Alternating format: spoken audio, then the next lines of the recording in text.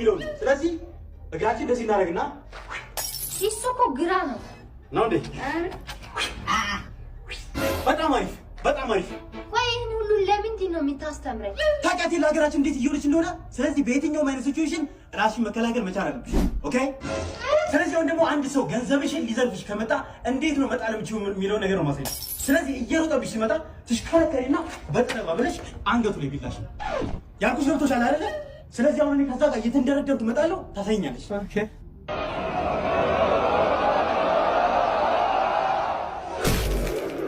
በጣም ጎበዝ ቦስ አሪፍ ነው ያለሽው እሺ ትላንት ከመሳቢያ ውስጥ የወሰድከውን 10,000 ብር መልስ ምን መልስ ብያለሁ